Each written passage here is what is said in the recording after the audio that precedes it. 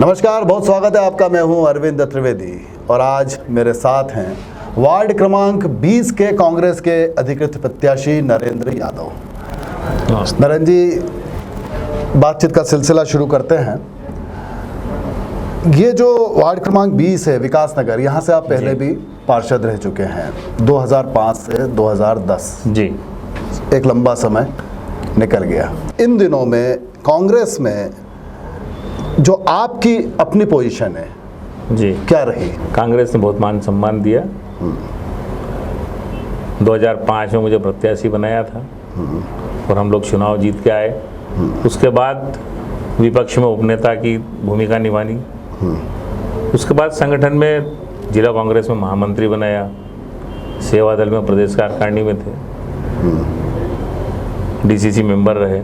अच्छा। कई चुनाव में लोकसभा, विधानसभा और जनपद के जो चुनाव में प्रभारी बनाया गया। कांग्रेस ने पूरा मान सम्मान दिया। जब कांग्रेस एक लंबे समय तक विपक्ष में रही, उस समय जो मुद्दे आपने उठाए सत्ता के विरोध में, उसको लेकर जो आपकी सक्रियता रही, उसके बारे में थोड़ा प्रकाश डालिए कि कहाँ कहाँ पर हम ये माने कि एक जुझारू नेता है नरेंद्र यादव। मैं अपने आप को नेता नहीं मानता। मैं तो ये मानता हूँ कि भाई जो भी जनसेवक रहे, जो राजनीतिक क्षेत्र में या सामाजिक क्षेत्र में काम करना चाहता है, उसको हमेशा पब्लिक की लड़ाई लड़ना चाहिए। आपको ध्यान होगा कि 2005-06 में बिजली बिलों का बहुत जो सरचार्ज वाला मामला था और 10 रुपये रोज की पेनल्टी थी। उसकी लड़ाई लड़ी हम लोगों ने और उस समय सुभाष यादव जी प्रदेश कांग्रेस के अध्यक्ष थे। हमने नियामक आयोग को पत्र लिखा और उसका असर ये हुआ कि उसकी स्लिप बनी। फिर ये हुआ कि 500 रुपये से अगर कम का बिल कोई है तो उसको हम 2 रुपये प्रतिदिन के हिसाब से पेनल्टी लगाएंगे। अगर 500 से 1000 रुपये के ऊपर का है तो 5 रुपये, और 1000 से ऊपर का है तो फिर या तो सरचार्ज जो ज़्यादा वो या 2% पेनल्टी। ऐसे बहुत सारी समस्याएं थी जिनको लेके हम लोगों ने काम किया। 2005 से लेके 10 तक के बीच के वो कौन कौन से काम है जो आप जनता को अब फिर से याद दिलाएंगे? मैं पहला चुनाव जीता तब वार्ड की स्थिति बहुत अलग थी। बड़ा वार्ड था जिसमें गंगानगर भी लग रहा था। 2005 में जो कोर्ट का नाला है वहाँ से लेके जैन कालिया तक बहुत लंबा एरिया था। करीब करीब 5 से 6 किलोमीटर का क्षेत्र था और विकास की बहुत सारी संभावनाएं थी क्योंकि कुछ भी था नहीं। गंगानगर भी हैंडओवर हुई थी उस समय नगर निगम को, वहाँ भी कोई रोडें नहीं थी। फिर शंकर नगर में भी बहुत कम रोडें थी, पानी की अव्यवस्था थी। विकास नगर में प्राधिकरण को कॉलोनी 2005 फरवरी में हैंडओवर हुई। उस समय विकास नगर में भी किसी प्रकार की कोई बहुत ज़्यादा सुविधाएं थी नहीं। पानी की समस्या थी बहुत बड़ी, रोडें नहीं थी, गार्डों का कोई विकास नहीं था। लाइटों की स्थिति ये थी कि खंबे पे ट्यूबलाइट को बांध के लगाना पड़ती थी। फिर जयसिंह नगर, सरोदर नगर तो ऑलरेडी आप छोटी बस्तियां थी, दिक्कत थी सी। हमने प्रयास किया कि छोटी बस्ती का भी विकास किया जाए। तो हमने सरोदर नगर में रोडें बनाई। उसके बाद एक बोरिंग था, उसके अंदर मोटर डाल के प्राइवेट व्यक्ति से मोटर डाली उसके अंदर और वो वहाँ पानी की व्यवस्था की।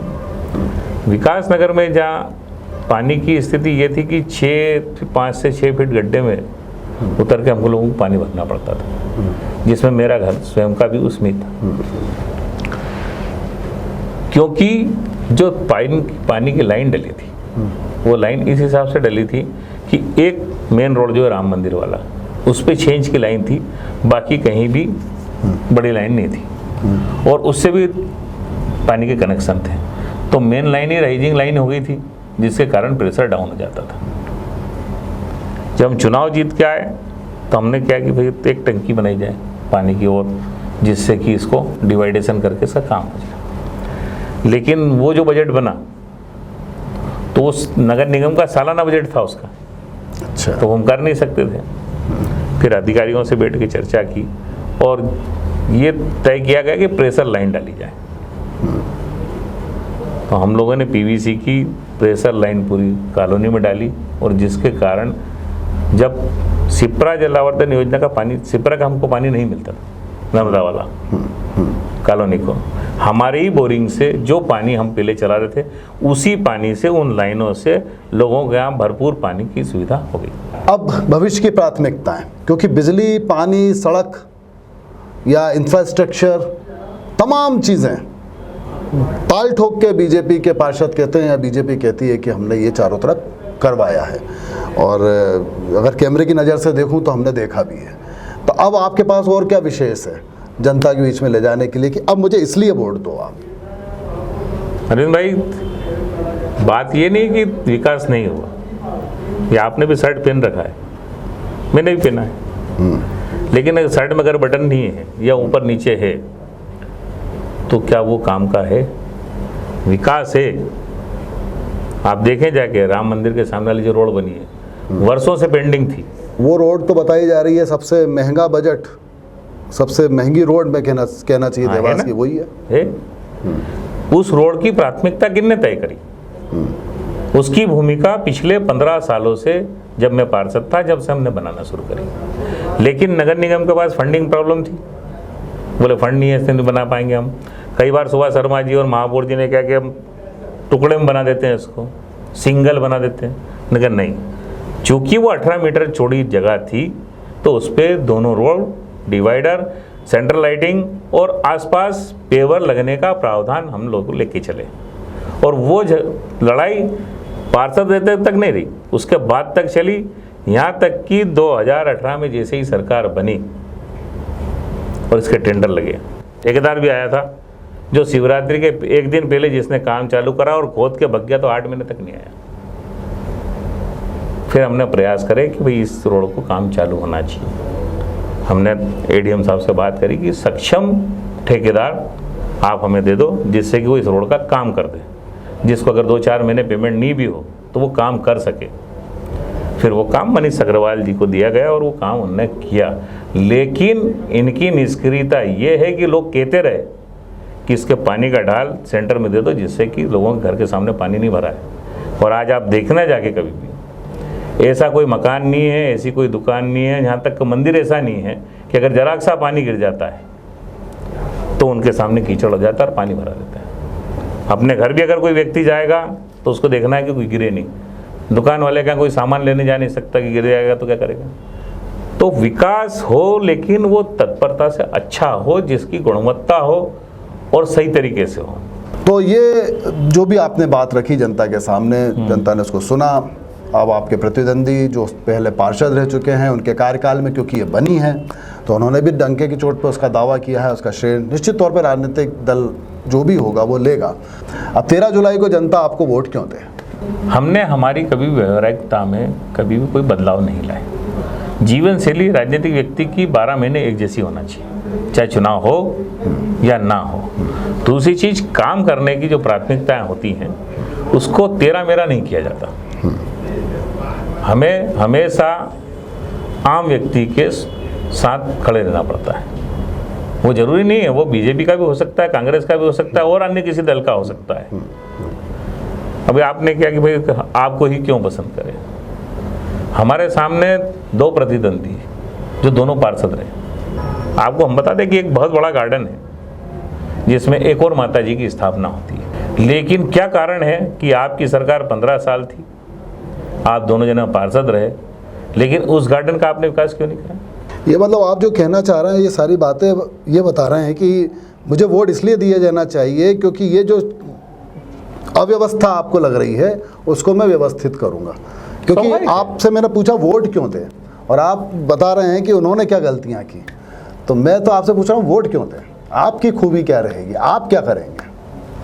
देखो, मेरी खूबी मैं नहीं जानता, लेकिन मैं एक निवेदन करना चाहता हूँ आपके चैनल के माध्यम से। सारे जो हमारे प्रतिनिधि हैं उनसे एक निवेदन करना चाह रहा हूँ कि अगर आपको लगता है कि आप लोगों ने बहुत विकास किया है या दूसरे और वो भी जो इस मैदान में हैं जो कुछ कर सकते हैं, तो मेरा खुला नहीं होता है कि सभी एक साथ चलें और हम पब्लिक के बीच में हाथ जोड़ के अपना बात रखते हैं और वोट मांगते हैं। जिसको पब्लिक पसंद करेगी उसको वोट दे देगी ये तो खैर देखिए, ये तो आपने अच्छा कहा कि पब्लिक के, वो तो कोई भी मंच पे आप आमने सामने आ सकते हैं, पर पब्लिक भी देख भी लेगी। सोशल मीडिया का ज़माना है, आप अपनी बात बोलेंगे वो भी पहुंचेगी, वो बोलेंगे वो भी पहुंचेगी, पब्लिक तो उस तरह से भी पसंद कर लेगी। लेकिन मैंने कहा ना, आपकी प्राथमिकताएं क्या है, मैं बार बार उसी पे आ रहा हूँ। जैसे मान लीजिए कोई 3 ऐसे काम जो मैं अपने वार्ड में ऐसा कराऊंगा जिसकी जनता बहुत समय से इंतजार कर रही है।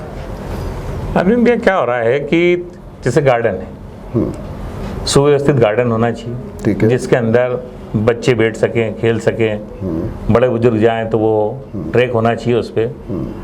कम से कम एक मोहल्ला क्लिनिक होना चाहिए, ये सरकारी सुविधा है। ठीक है, कम से कम एक सामुदायिक भवन होना चाहिए। कई वर्षों से सरकारी स्कूल एक बिल्डिंग में ऊपर 2 कमरों में लग रहा है। हमें प्रयास करना चाहिए कि हम कहीं ना कहीं जगह देख के और उस स्कूल की बिल्डिंग की व्यवस्था करें। जो एक नाले पे हमने पुल बनाया, जैसे हमने बताया आपको, पिछले 12 साल में उसमें थोड़ा सा छेद था, जज बड़ा हो गया, इतना बड़ा हो गया, हम उस पर मोहरम तक डाल सके। तो हमारा प्रयास है कि उस रोड को इंडस्ट्री एरिया से जोड़ के आवागमन को व्यवस्थित किया जा सके, जिससे कॉलोनी के लोग अपनी ड्यूटी पर आराम से उस जगह चले जाएं और वापस आ जाएं। मंदिरों का सुव्यवस्थित निर्माण जो है, वो जिसका जो अधूरा बचा हुआ है, वो हम नगर निगम के माध्यम से करें उसको, जिससे लोगों को दिक्कत ना हो, लाइट की व्यवस्था अच्छी हो जाए। जो रोड छूट गए, एक शमशान वाला रोड है जिसमें पिछले 2 साल से नेतागिरी हो रही है, पहली प्राथमिकता कि उसको बनाया जाए, जिससे कि उससे रोड, एबी रोड से वो रोड टच हो जाएगा। एक नाले वाला है जिस पे रोड उसको मिलाना है, बहुत छोटा रोड है। चाहते हैं तो ये जो राम मंदिर वाला रोड बना है, ये रोड उस समय वहाँ से वहाँ तक बन सकता था। अब इंडस्ट्री एरिया का भी पूरा रोड बन चुका है, यहाँ का बन चुका है, मात्र 100 मीटर का एक टुकड़ा है जिसको बनाना है, वो बन जाए। पीछे एक हनुमान मंदिर है, उसके पास में शंकर नगर जाने का एक रास्ता है। वहाँ पे एक व्यक्ति विजय सिंह राणावत जी चुनाव लड़े थे एक बार निर्दलीय, और उनने अपनी निधि से, अपने खुद के पैसे से एक पुलिया का निर्माण किया था। आज उसके पास उसकी स्थिति जर्जर हो गई है, उस पर कोई काम करने को तैयार नहीं है। जिस दिन पानी आएगा वो पुलिया बह जाएगी। तो उसको व्यवस्थित करना, जिससे कम से कम आवागमन वहाँ के लोगों का ठीक हो जाए। दूसरा, और शंकर नगर में अंदर भी एक पुलिया है जिसकी रेलिंग टूट गई है, तो रेलिंग को बनाते हुए उसको थोड़ा सा और चौड़ा होकर व्यवस्थित हो जाए, जिससे कि लोगों का आना जाना, ये सारी चीज़ें ठीक रहे। बिल्कुल, हमें आज्ञा दीजिए, नमस्कार। बहुत बहुत धन्यवाद आपका नरेंद्र जी। धन्यवाद।